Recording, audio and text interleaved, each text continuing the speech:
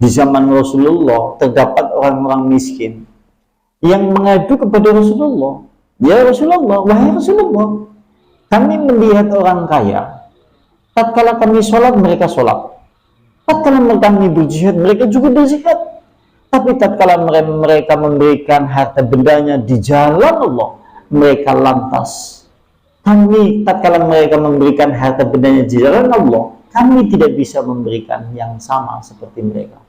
Berilah amalan kepada Rasulullah yang bisa sepadan dengan mereka semuanya. Nah, Rasulullah terus diwarai, kul, ucapkanlah setelah sholat di antara kalimat subhanallah 33 kali, Allah Akbar 33 kali, kemudian alhamdulillah 33 kali. Ditutup dengan kalimat la ilaha illallah wahdahu la syarika lah. Lantas begitu kemudian orang-orang miskin pada saat itu mengamalkan juga. Akan tetapi orang-orang kaya tahu amalan-amalan orang miskin yang baru yang telah dikasih tahu oleh Rasulullah, sehingga orang kaya juga ikut mengamalkan itu. Terus orang miskin itu datang kepada Rasulullah lagi. Ya Rasulullah, ternyata mereka orang-orang kaya mengetahui apa yang kami lakukan, mengetahui apa yang kau sampaikan kepada kami. Mereka melakukan juga seperti kami setelah sholat mengucapkan dzikir itu. Kemudian Rasulullah menyebutkan, dzalika fadlullah, itulah keutamaan karunia yang Allah berikan kepada siapa saja yang Allah kehendaki.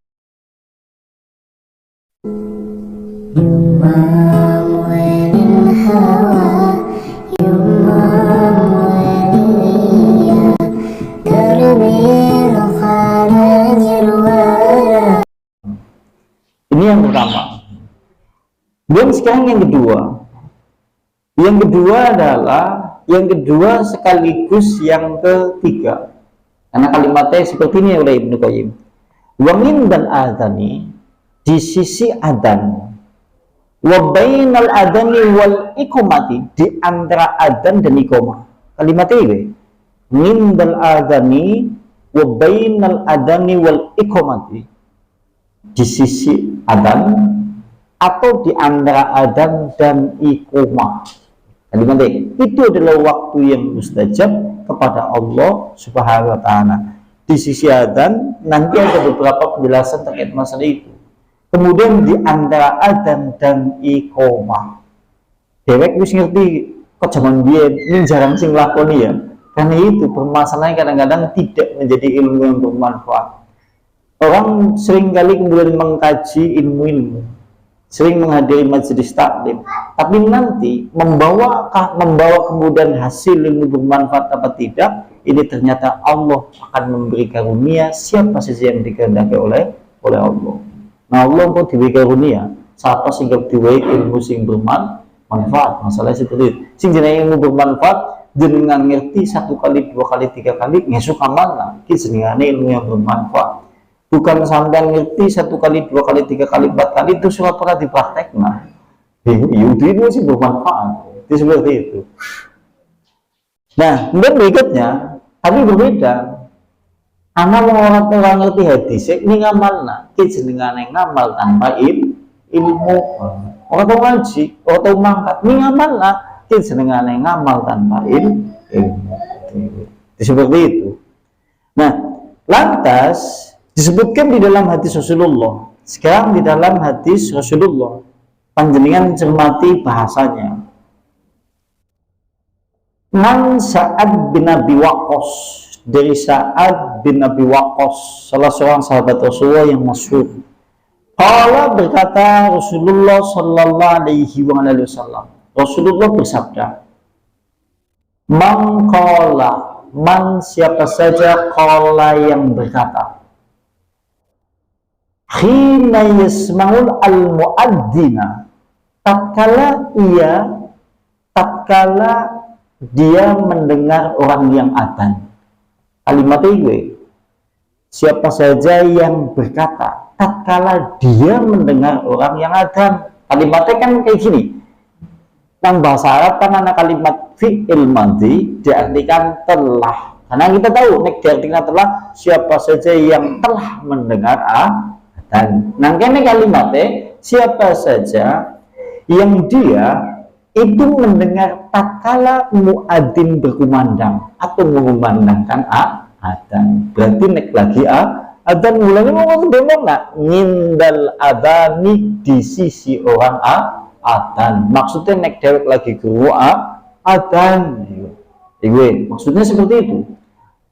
Nah, maka tatkala kemudian dia seperti itu, kemudian dia berkata, asyhadu an la ilaha illallah wahdahu la syarikalah wa anna muhammadan abduhu wa rasuluh raditu billahi rabba wa bi muhammadin rasulah wa bil islami dina ghufirallahu dhanbuhu.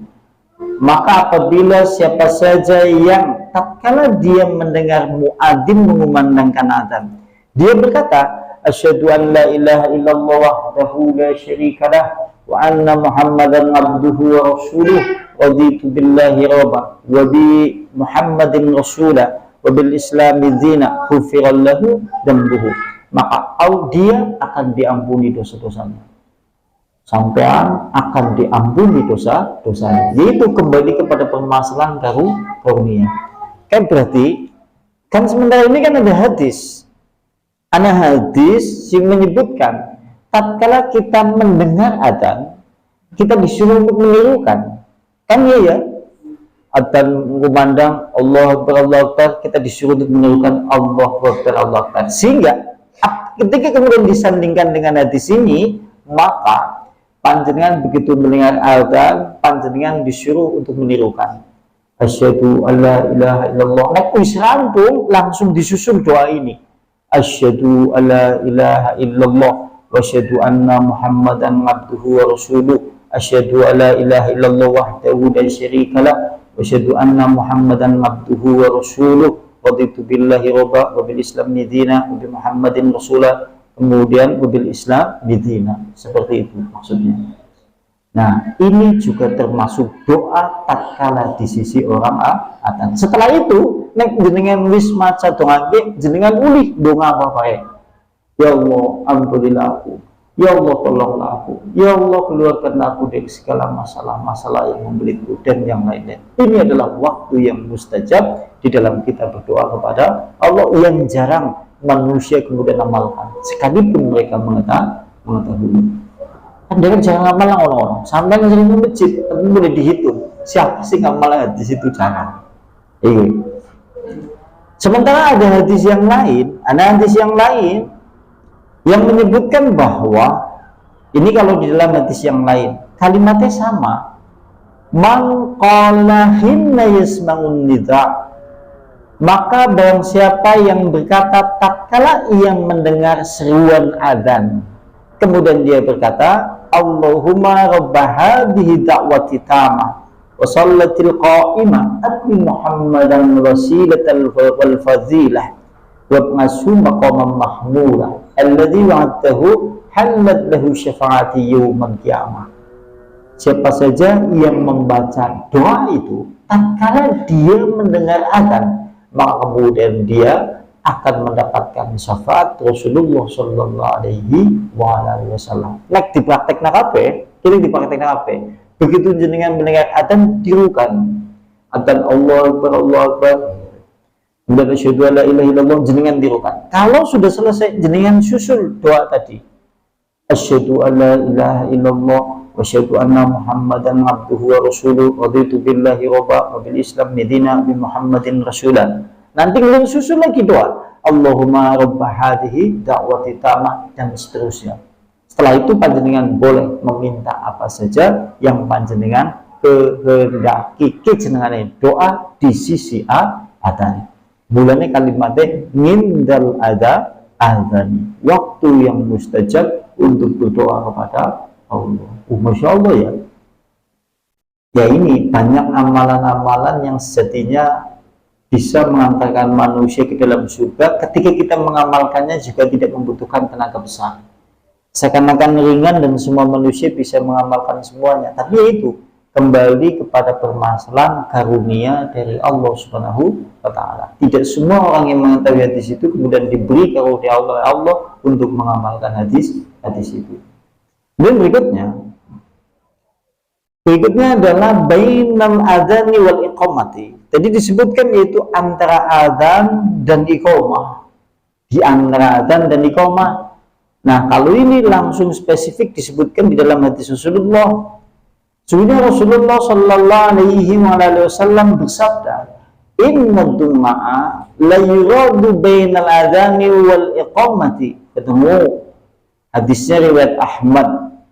Sungguhnya doa tidak akan ditolak apabila doa itu dipanjatkan di antara adzan dan iqamah. Maksudnya adalah begitu panjenengan mendengarkan adzan, membaca tadi yang pertama. Setelah panjenengan setelah itu mendirikan sholat sunnah. Begitu panjenengan mendirikan sholat sunnah, panjenengan ada dua amalan yang panjenengan bisa lakukan. Satu diantaranya berdoa kepada Allah, yang kedua diantaranya adalah iktikaf. Jalan iktikaf adalah berdiam diri sambil membaca dzikir kepada Allah. Kini sampai ngamal kabeh, masya Allah, mau masjid nilai ibadahnya banyak. Ning jarang kaum muslimin yang melakukannya, sekalipun mereka mengetahui hadis ini. Kadang kayak lalu kadang-kadang ini janjinya itu dilupakan oleh Allah. Kalau saya katakan dia tidak melalui, dilupakan oleh Allah saja, tidak diberi karunia untuk mengamalkan itu. Maksudnya seperti itu, karena pada dasarnya semuanya manusia mengetahui kok terhadap permasalahan ini. Tapi itu keistiqomahan untuk melakukan hal itu ternyata dipilih oleh Allah Subhanahu Wa Taala. Ya, mudah-mudahan kita semuanya mendapatkan hidayah dari Allah, hamba-hamba yang terpilih untuk mengamalkan hal-hal yang seperti itu. Ini amalan yang sepele, amalan yang ringan, sampai yang bisa melakukan. Ya. Jangan berbicara yang berat-berat, ini amalan yang mudah kok. Ya, kadang-kadang kita kan kita sering kali berbicara amalan-amalan Islam yang berat-berat, tapi amalan-amalan sing enteng benang teknologi diamalkan. Ini ya, sampai makan tidak mengucapkan bismillah, ini kan amalan ringan. Berbicara masalah yang macam-macam seperti ini. Bagaimana mungkin dia akan berbicara sesuatu yang besar jika amalan-amalan sunnah yang kecil-kecil itu tidak diamalkan oleh dia. Seperti itu, kadang-kadang seperti itu, karena terlalu terlalu naif lah apabila kemudian seorang berbicara sesuatu yang besar sementara bersamaan dengan itu amalan-amalan kecil tidak dilakukan. Padahal itu adalah amalan yang mengantarkan menuju surga. Nah, kita next sampai diperintah berang lah, wabot kan ya, wabot. Nah ini kan kepenak sampai duduk dong. Jadi seperti itu. Berarti rangkaiannya tatkala mendengar adzan tadi dengan tirukan apa yang diucapkan oleh muadzin. Yang setelah itu dengan langsung susul dengan doa asyhadu alla ilaha illallah la syarikalah wa asyhadu anna muhammadan abduhu wa rasuluh raditu billahi robba dan seterusnya. Nek panjenengan maksud gue kata Allah diampuni dosa-dosanya. Masya Allah, tidak perlu mohon ampun istighfar astagfirullah, asal belum mengucap itu aja Allah ampuni dosanya kok. Masya Allah ya. Ya kita kan kadang-kadang repot. Astagfirullah itu ya. Nah, yang seperti itu sudah Allah sediakan. Sebelum Anda kemudian mohon ampun sudah diampuni oleh Allah Subhanahu wa Ta'ala, asal gelem ucap dengan segala penghayatan. Yang berikutnya, begitu setelah membaca doa itu, panjenengan membaca doa Allahumma robba hadhihi da'wati tamah dan seterusnya. Kalau hadis ini menunjukkan sampean untuk syafaat dari Nabi. Setelah itu panjenengan silakan memohon doa apa saja yang panjenengan kehendaki, baik urusan dunia ataupun urusan akhirat. Ya Allah ampunilah aku, ya Allah tolonglah istriku, anak-anakku dan seterusnya. Terkait masalah masing-masing manusia memiliki keinginan yang berbeda-beda. Maksudnya seperti itu. Nah nanti begitu setelah itu dengan sholat sunnah, begitu sholat sunnah kemudian selesai dengan duduk, maka ada dua amalan yang panjenengan bisa lakukan. Di antaranya doa, dengan duduk menunggu imam datang. Dengan duduk ini waktu yang mustajab. Kalau bisa dengan mengangkat tangan atau dengan tidak mengangkat tangan, sebutkan segala keinginan, sebutkan segala hajat, sebutkan segala dosa-dosa yang telah kita perbuat. Allah akan mengampuni dosa kita. Itu adalah waktu yang mustajab. Setelah itu kemudian baru panjenengan boleh nek esiana waktu, panjenengan silakan untuk iktikaf. Iktikaf adalah berdiam diri di masjid sambil menunggu imam, kita sambil kemudian mengucapkan dzikir-dzikir atau mungkin mengucapkan kalimat-kalimat yang diperintahkan di dalam hadis. Subhanallah, atau mungkin istighfar, atau mungkin yang lain-lain, sampai menunggu imam datang. Bayangkan berapa pahala yang ia peroleh dalam satu kali ia berangkat sholat jamaah, ia berbuat seperti itu. Dewek sering mangkat jamaah, nih seolah-olah panen orang melimpah. Itu kemong pahala jamaah dok. Masya Allah ya, jadi kan dari satu aspek perbuatan ini sholat jamaah saja, masya Allah pahalanya. Nek mudune nang rumah, sampean mangkat kaki kanan, kaki kanan mengangkat derajat, kaki kiri kemudian menghapuskan semua kesalahan yang kita perbuat. Terus panjenengan tatkala keluar rumah, ana doane bismillahi tawakkaltu 'alallahi la haula wala quwata illa billah, dalam hati subuh, dia pasti aku akan lindungi. Allah, masya Allah, panjenengan begitu jalan menuju ke masjid, panjenengan berdoa Allahumma jingal nuran fi qalbi, dalam hati setiap panjenengan berdoa seperti itu, maka hati panjenengan senantiasa bercahaya dengan keimanan. Masya Allah, begitu masuk jenengan membaca doa masuk masjid, sampai melakukan sampai kemudian pulang kembali, berapa pahala yang ia peroleh? Sudah mencukupi hal itu, masya Allah. Mulanya wong beriman, ketornya sedikit amalannya, jebulannya, masya Allah pahalanya. Tidak perlu berbicara yang muluk-muluk terhadap permasalahan amalan-amalan yang besar. Amalan sing sidik kayak gue atau tidak, itu maksudnya. Dan berikutnya adalah wa adbari shalawatil maktubah, wa adbari, dan setelah shalawatil maktubah, sholat-sholat yang telah diwajibkan, maksudnya adalah sholat wajib.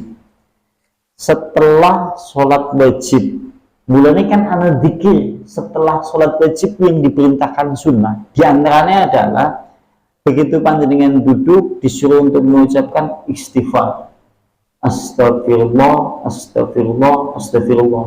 Apakah boleh astagfirullahaladzim? Kita cukupkan saja pada kalimat astagfirullah. Rasulullah nyontoninnya seperti itu, astagfirullah, astagfirullah, astagfirullah 3 kali.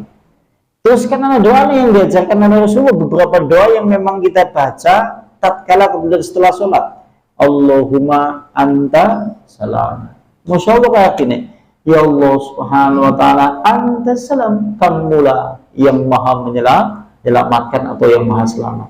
Wa minkas salam, dan darimulah segala keselamatan. Maka kemudian engkaulah Tuhan yang memiliki keagungan dan memiliki ketinggian. Setelah itu kemudian panjenengan baca Allahumma la maningan, itu juga ada hadisnya. Allahumma la maningan lima a'taita wa la manata lima yang fahu minkal jaddu. Itu juga ada hadisnya. Setelah itu kemudian jenengan baca doa lagi sampai kemudian jenengan berzikir subhanallah walhamdulillah Allahu akbar masing-masing 33 kali. Setelah itu selesai, panjenengan nek isi kepengin zikir mending turun cukup, panjenengan membaca surat Al-Ikhlas 3 kali, Al-Falaq 3 kali, An-Nas 3 kali. Nek isi kemudian belum mencukupi, jenengan ditambahi doa-doa ini. Itu adalah waktu yang mustajab di dalam doa. Kalau kita seringnya langsung begitu astagfirullah, astagfirullah, astagfirullah, langsung baik subhanallah, subhanallah, subhanallah, subhanallah, nanti sampai yang terakhir langsung kemudian berdoa kepada Allah. Ya boleh-boleh saja, tapi kan eman-eman itu adalah waktu yang mustajab. Kalau bisa kita gunakan dulu doa-doa yang diajarkan oleh Rasulullah. Setelah itu baru kemudian doa-doa yang kita pilih. Jenengan doa setelah sholat wajib. Dikiranya jenengan dakwah. Next sampai rumah entuk ditambahi Al-Falaq 3 kali, An-Nas 3 kali, kemudian Al-Ikhlas 3 kali. Ini nek panjenengan kurang marem. Nah wong kudu wis dakwah ya. Subhanallah wis gugup. Silakan lagi rampung. Sementara kalau yang kemudian sebagaimana yang sering dibaca oleh, misal contoh kan kadang-kadang ada yang baca Bismillahirrahmanirrahim alif lam mim dzalikal kitabul sampai ayat yang kelima. Nanti kemudian itu tidak ada petunjuknya. Dia tidak berdasarkan hadis yang dicontohkan oleh Rasulullah terkait masalah doa yang dibaca Rasulullah setelah sholat. Dan perlu diingat, kalau dalam hadis Rasulullah, ini dalam hadis Rasulullah terkait masalah hikmah dzikir subhanallah itu. orang-orang miskin di kalangan orang-orang muhajirin dan ansor. Jadi dulu di zaman Rasulullah terdapat orang-orang miskin yang mengadu kepada Rasulullah, ya Rasulullah, wahai Rasulullah, kami melihat orang kaya, tatkala kami sholat mereka sholat, tatkala kami berjihad mereka juga berjihad, tapi tatkala mereka memberikan harta bendanya di jalan Allah mereka lantas. Kami tatkala mereka memberikan harta bendanya di jalan Allah, kami tidak bisa memberikan yang sama seperti mereka. Berilah amalan kepada Rasulullah yang bisa sepadan dengan mereka semuanya. Nah, Rasulullah terus diwarai, kul, ucapkanlah setelah sholat di antara kalimat subhanallah 33 kali, Allah Akbar 33 kali, kemudian alhamdulillah 33 kali. Ditutup dengan kalimat la ilaha illallah wahdahu la syarika lah. Lantas begitu kemudian orang-orang miskin pada saat itu mengamalkan juga. Akan tetapi orang-orang kaya tahu amalan-amalan orang miskin yang baru yang telah dikasih tahu oleh Rasulullah, sehingga orang kaya juga ikut mengamalkan itu.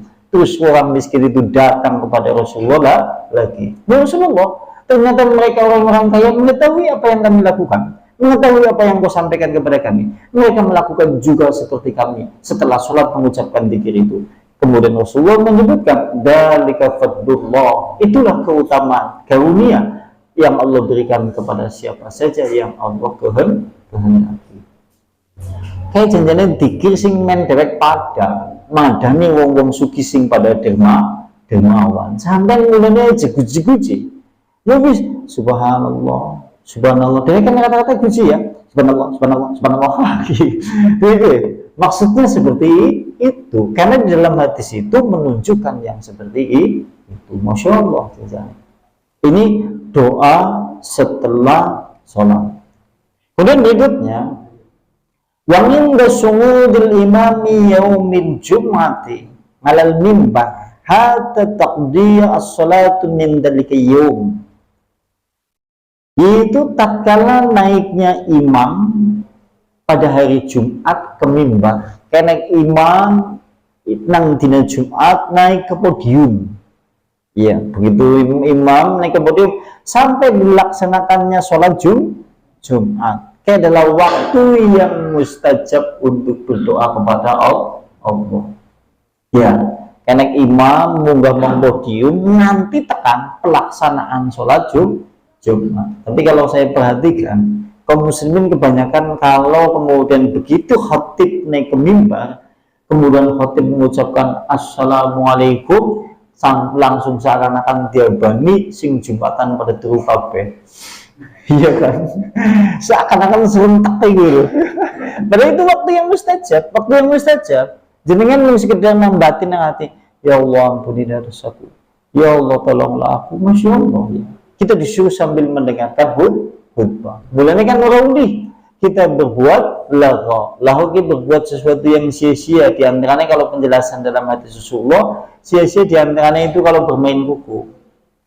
Nah, kita masuk berbuat sia-sia. Karena kita tahu, wa idza shamidal mimbar, tatkala wa idza shamidal khatib alal mimbar, tatkala kemudian khatib naik ke atas mimbar, maka dengarkanlah, perhatikanlah, tenanglah. Kalimat ini jangan berbuat sesuatu berbuat walau Jumatalah. Jika siapa saja yang berbuat maka tidak ada Jumat untuknya. Bulannya wajib mendengarkan khotib tatkala kemudian dia berkhutbah di atas mimbar. Di antara yang berbuat yang sering dilakukan oleh manusia itu dolanan kuku atau dolanan tangan. Ya, karena zaman Rasulullah anak sing dolanan kerikil. Karena zaman masjid Rasulullah kan masjidnya masih pasir. Ada yang bermain itu sama saja berbuat Padahal yang berbuat sama saja dengan tidak ada Jumat untuknya. Maksudnya sholat Jumat sah, ning pahala Jumat tidak ada. Maksudnya seperti itu. Tidak disuruh untuk mengulangi sholat duhur. Tapi orang di pahala sholat Jumat. Kan emang. Ning banyak kaum muslimin yang seperti itu. Mending dulu ya, mulanya pantesan kaum muslimin begitu khotib ngomong, mending dulu lah daripada berbuat mending dulu itu kabeh. Seakan-akan kalau saya melihat hampir-hampir seperti itu. Mulanya kalau saya perhatikan, kalau khutbah Jumat modelnya pelan-pelan seperti ini, kayak ngabang-ngabang dituru. Memang benar, kudunya yang sudah sholat Jumat, kudunya yang dibentak-bentak. Tujuannya men pada orang ngantuk. Pantas Rasulullah tatkala khutbah Jumat, dia seperti memimpin pasukan perang. Oh ya, mungkin kalau saya penggali piyambak, yang karena men aja pada tuh. Soalnya nek pelan-pelan kayak gini kan, wah panjenengan ngutur kayak didongengi. Ego ya, kayak digiwasi. Itu seperti itu. Dia seperti itu. Tatkala khatib naik ke atas mimbar sampai dilaksanakan sholat Jumat.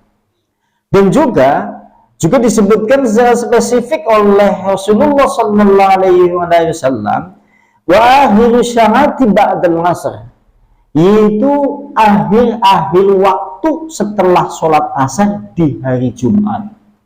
Nek nang dina Jumat, nek nang berasar, waktu-waktu yang terakhir, artinya mau menjelang maghrib pada hari Jumat setelah asar ke waktu yang mustajab. Sampai gawe kopi, umay nang pinggir sawah, madep pang sawah, deleng sawah ijo-ijo, jegang terus kami doa. Ya Allah, ampunilah aku, masya Allah nikmatnya, masya Allah ya. Jadi kita kan amalan ini kan amalan yang mudah saja, semua orang bisa melakukannya. Nah. Jadi kan tinggal nikmat dina Jumat sore jam 5 wis adus, wis bersih, terus gawe kopi, jago marpang, kodarullah umai pinggir sawah, jegang siji ngadep meng sawah, angine mandan semripit, terus ngucap astagfirullah ya Allah, ampunilah aku, masya Allah. Ning dewek seolah-olah kayak apa nikmatnya coba. Betapa nikmatnya orang yang bisa melakukan hal yang seperti itu, padahal itu mudah dan semua manusia bisa melakukan. Itu waktu yang mustajab. Artinya gini, boleh jadi Anda ketika berdoa kepada Allah, kamu bukan berada pada waktu-waktu yang mustajab, tidak dikabulkan oleh Allah, tapi karena berkenaan dengan waktu yang mustajab, Allah malu tidak mengabulkan doa-doaan Anda. Mulanya nuju-nuju nek wong akeh masalah atau kita lagi banyak problematika hidup, biasanya dia akan menyeru kepada Allah dalam keadaan duduk, berdiri dan berbaring.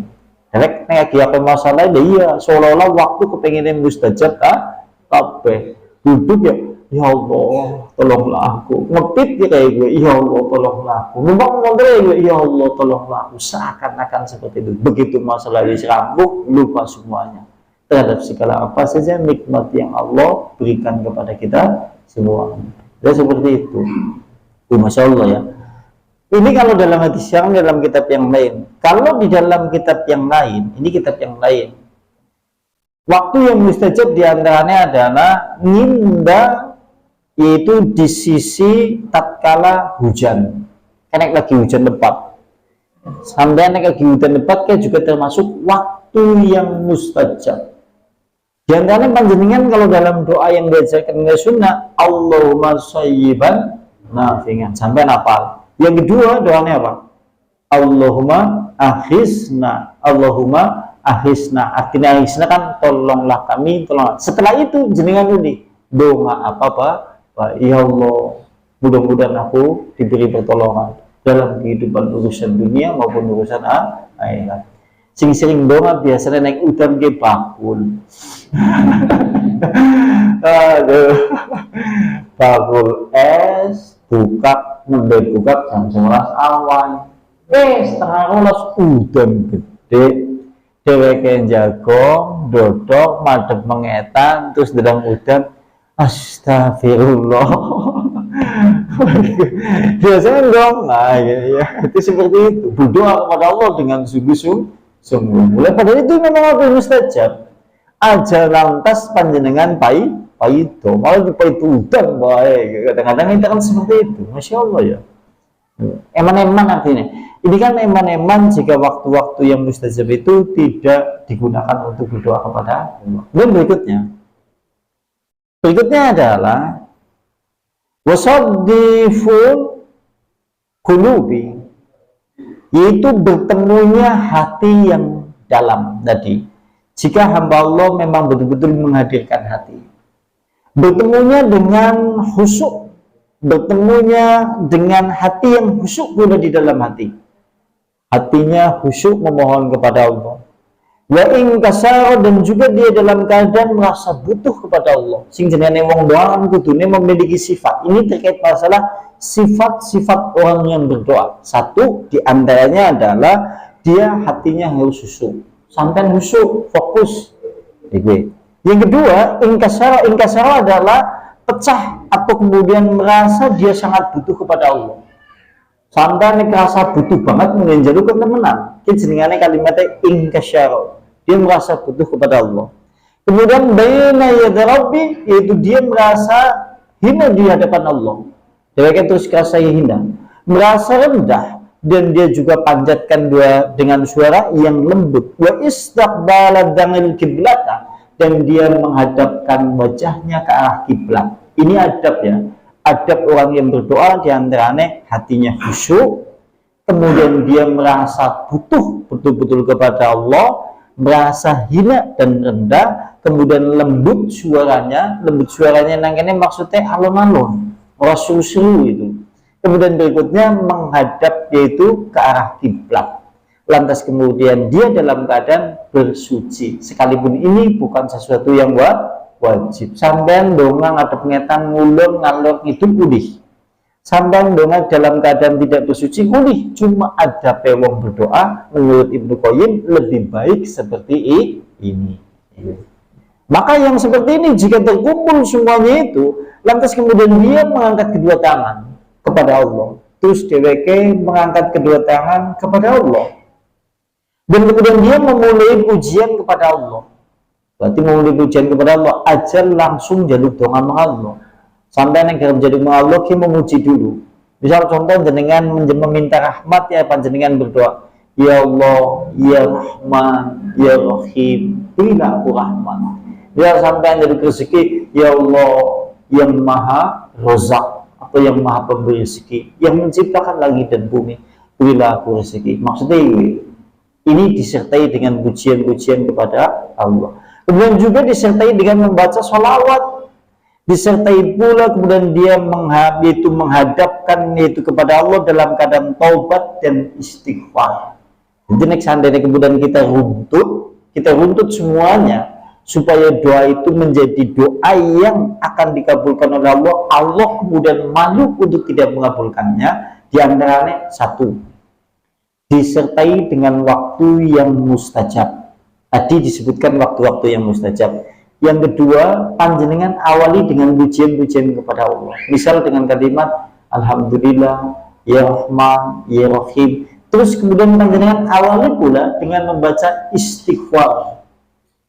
Awali pula dengan membaca sholawat. Allahumma sholli wa sallim ala Muhammad. Setelah itu kemudian panjenengan menghadap ke arah kiblat.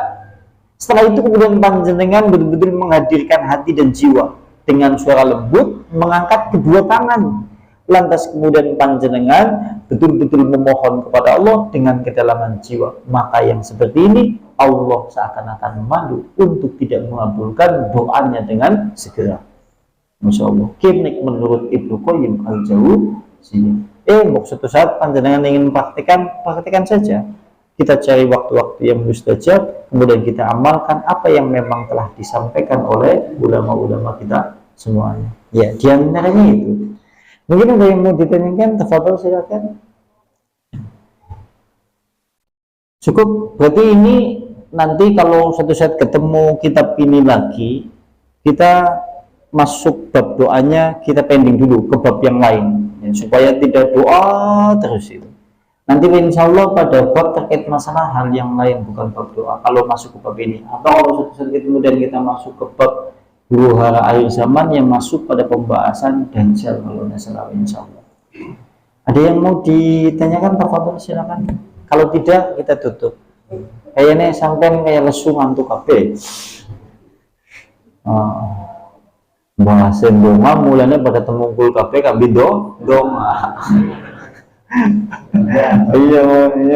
Jadi husnudene kowe sampean temungkul sebulannya anu bahas doa. Sebulannya anu dungan doa. Ya, kalau tidak kita tutup. Cukup nggih? Nah, semoga hadza majelis ta'lim wa bidawati Rasulillah. Subhanallah wa bihamdika asyhadu an la ilaha illa anta astaghfiruka wa atubu ilaik. Assalamualaikum warahmatullahi wabarakatuh.